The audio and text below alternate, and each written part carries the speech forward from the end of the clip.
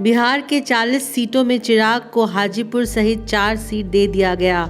लेकिन जनशक्ति पार्टी के 5 एमपी हैं और उनमें पशुपति पारस हैं जिनके पास पार्टी का नाम और सिंबल है।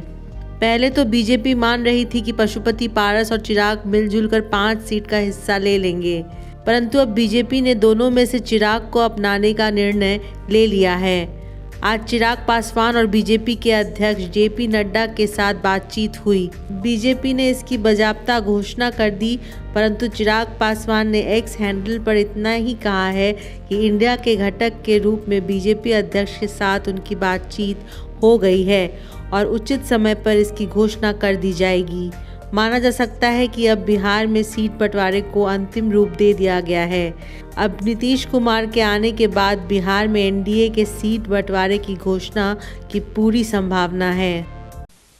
सर्वप्रथम मैं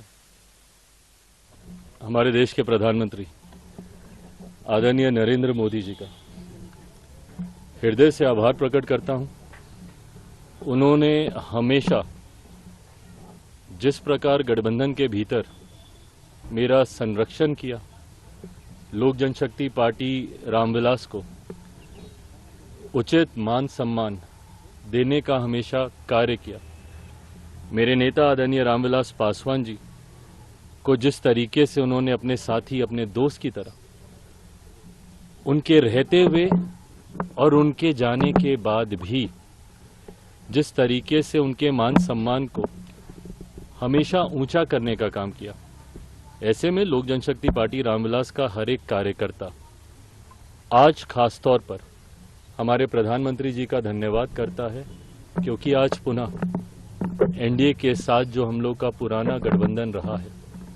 जिस गठबंधन के तहत 2-2 बार हम लोग लोकसभा और 2-2 बार हम लोग विधानसभा का चुनाव पिछले 10 सालों में हम लोग लड़ चुके हैं, आज पुनः उस गठबंधन को एक नई मजबूती देने का कार्य किया। मैं भारतीय जनता पार्टी के राष्ट्रीय अध्यक्ष आदरणीय जेपी नड्डा जी, केंद्रीय गृह मंत्री आदरणीय अमित शाह जी का भी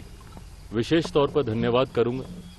चुनाव को लेकर, लोकसभा चुनाव को लेकर आज जब सीटों का बंटवारा हो चुका है, गठबंधन का स्वरूप पूरी तरीके से तैयार हो चुका है, तो इस मौके पर मैं केंद्रीय गृह मंत्री आदरणीय अमित शाह जी का, आदरणीय जेपी नड्डा जी का भी अपनी तरफ से, अपनी पार्टी के हर एक कार्यकर्ता की तरफ से उनका भी मैं धन्यवाद करता हूं। आने वाले दिनों में लोक जनशक्ति पार्टी रामविलास सिर्फ और सिर्फ एक ही लक्ष्य के साथ इस रण में उतरेगी कि बिहार की 40 सीटें